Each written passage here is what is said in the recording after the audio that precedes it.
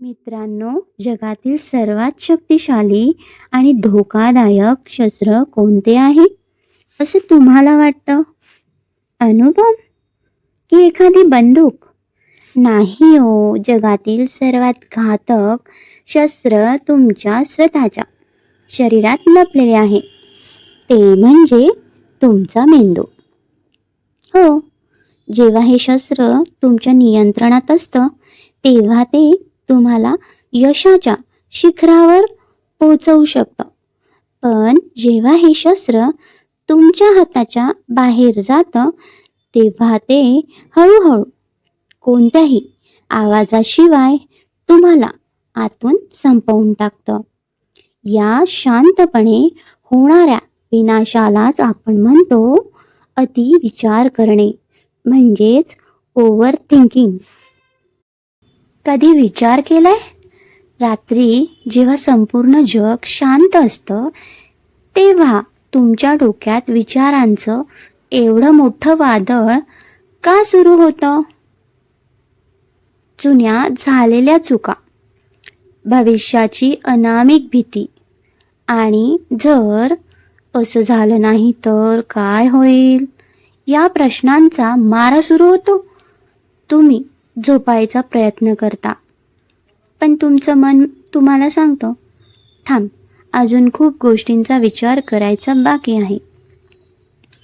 एका तासानंतर जेव्हा तुम्ही घड्याळाकडे पाहता तेव्हा तुमच्या लक्षात येतं की तुम्ही एका अशा जाळ्यात अडकला आहात जिथून बाहेर पडणं आता अशक्य होत चाललंय. आज आपण या व्हिडिओमध्ये पाहणार आहोत की या धोकादायक चक्रातून बाहेर कसं पडायचं आणि स्वतःच्या मनावर पुन्हा ताबा कसा मिळवायचा. विचार करणं ही माणसाची ताकद आहे. उद्या काय करायचं याचं नियोजन करणं म्हणजे विचार करणं. पण ज्या गोष्टी अजून घडलेल्याच नाही, ज्या केवळ काल्पनिक आहेत, त्यांचा विचार करून स्वतःचा आजचा दिवस आणि रात्र खराब करणं म्हणजे अतिविचार. आपण आपल्या समस्या सोडवण्यासाठी विचार करत नाही, तर विचार करून नवीन समस्या तयार करत असतो. तुम्हाला वाटतं की तुमची सर्वात मोठी समस्या ही अतिविचार करणे आहे, पण खरं तर तुम्ही फक्त एकाच गोष्टीचा वेगवेगळ्या बाजूंनी विचार करत बसता. मनात एखादा विचार येतो, कदाचित असं होईल, आणि 5 मिनिटात तो विचार संपून जातो, जो सामान्यतः सगळ्यांच्याच मनात येत असतो. पण विचार करता करता एका छोट्या विचारातून तुमच्या डोक्यात एक मोठा चित्रपट तयार होत असतो. तुम्हाला खरोखरच नवनवीन समस्या येत आहेत की तुमचं मन एकाच गोष्टीवर गोल गोल गोल गोल विचार करत आहे? विचार करणे आणि अतिविचार करणे यात खूप फरक आहे. विचार केल्याने समस्या सुटते, अतिविचार केल्याने समस्या अजून मोठी होते. अतिविचाराची सुरुवात मोठ्या संकटातून होत नाही, तर एका छोट्या काय होईल या विचारातूनच होते. काय होईल जर मी नापास झाले तर, माझ्यावर लोक हसले तर? आणि हीच काय होईलची जी सवय ती हळूहळू तुमच्या आयुष्याला संपवून टाकते. पण माणूस या जाळ्यातून कशामुळे दूर जाऊ शकत नाही? जेव्हा खूप राग येतो ना, दुःख होतं किंवा कोणाचा विश्वास तुटतो, तेव्हा तुम्ही खूप जास्त विचार करता. ज्या माणसाचं मन खूप शांत असतं ना, त्याचा स्वतःवर पूर्ण विश्वास असतो. जिथे विश्वास असतो तिथे भीती नसते, पण जिथे भीती असते तिथेच अतिविचार असतो. जेव्हा तुम्ही खूप आनंदी आणि समाधानी असता तेव्हा तुम्ही कमी विचार करता, पण जेव्हा तुम्ही घाबरलेले असता तेव्हा मन थांबत नाही, कारण भीती तुमच्याकडून जबरदस्तीने अतिविचार करून घेत असते. भीती हे विचारांचे इंधन आहे. तुमचे मन तुमचा शत्रू नाही, ते फक्त तुमचं रक्षण करू इच्छितं. हजारो वर्षांपूर्वी जंगलात राहणाऱ्या मानवाला आवाजाची भीती वाटत असायची. पण माणसाचे जे मन आहे ते मात्र तेच जुनं आहे. आज ईमेल किंवा व्हॉट्सअपवर एक कटू मेसेज आला की आपल्या मेंदूला वाटतं की आपल्यावर वाघाने सिंहाने हल्लाच केला आणि तो लगेच अतिविचारात गुंतून जातो. मनाला अनिश्चितता अजिबातच आवडत नाही. त्याला प्रत्येक गोष्टीचे उत्तर लगेच हवे असते. जिथे गोष्टी अपूर्ण राहतात तिथे अतिविचार सुरू होतो. तुमची इच्छा कधी संपतच नाही, ती नेहमी अपूर्णच राहते. आपल्या आयुष्यातील अनेक प्रश्नांची उत्तरं अजून आपल्याला मिळालेली नाहीत आणि म्हणूनच कोणीतरी आपल्याला सहज उचकावून जातं आणि आपलं मन त्या एकाच गोष्टीवर दिवसभर विचार करत बसतं. प्रत्येक प्रश्नाचे उत्तर शोधणे आता थांबवा. त्या दिवशी शांतता तुम्हाला शोधायला लागेल. तुमचा अहंकार वाढवण्यासाठी हे मन सतत उत्तरे शोधत असतं.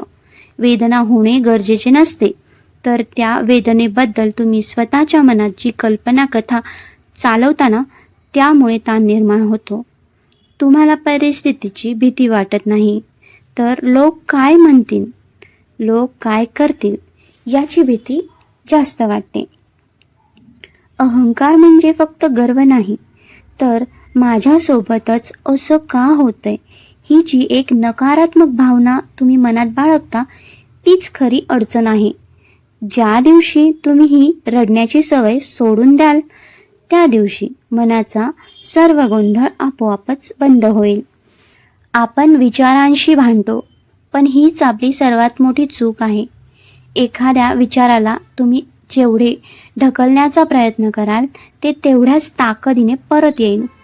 विचार हे नदीतील प्रवाहात वाहणाऱ्या लाकडासारखे आहेत. ते वाहत आहेत, त्यांना जाऊ द्या. त्यांना पकडण्याचा प्रयत्न करू नका. विचार हे पाहुण्यांसारखे आहेत. त्यांना स्वतःच्या मार्गाने येऊ द्या आणि जाऊ द्या. ते स्वतःहून निघून जातील. तुम्ही साक्षी भाव म्हणजेच काय, तर फक्त एक तिसरा व्यक्ती म्हणून त्याच्याकडे पहा. त्यांना चांगले किंवा वाईट समजू नका. तुम्ही विचार नाही, तर तुम्ही विचार पाहणारे साक्षीदार व्हा. आपल्या आयुष्याचा एक नियम आहे, जे गेले ते गेले, जे आहे ते आहे. जे भूतकाळात गेले ते कधीच परत येणार नाहीत.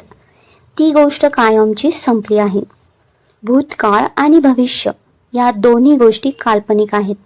या गोष्टींना घट्ट पकडून ठेवल्यामुळे मनाची शांतता भंग पावते. शांततेसाठी काही मोठे निर्णय घ्यावे लागतील, तरच तुम्ही आतून सुखी होऊ शकाल.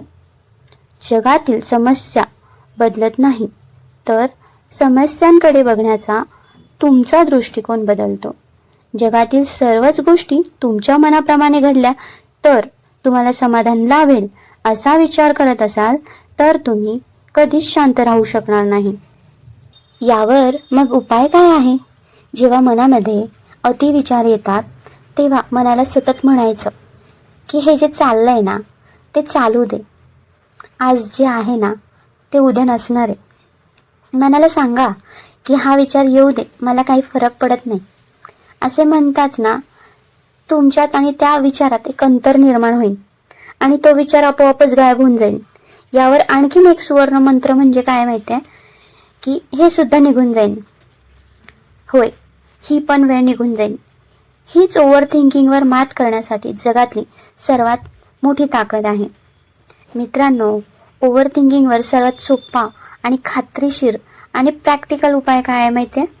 मेडिटेशन. होय, रोज सकाळी 15 मिनिटं ध्यान केल्याने मेंदू शांत होतो आणि अतिविचार पूर्णपणे बंद होतात. तुमच्या मनाला शांत करण्यासाठी मी स्वतः तयार केलेला एक विशेष 7 चक्र मेडिटेशन व्हिडिओची लिंक खाली डिस्क्रिप्शन बॉक्समध्ये आणि वर आय बटनमध्ये दिलेली आहे. हा व्हिडिओ तुम्ही उद्या सकाळी उठल्या उठल्या हेडफोन लावून नक्की ऐका. आजचा हा व्हिडिओ तुम्हाला कसा वाटला मला खाली कमेंट करून नक्की सांगा.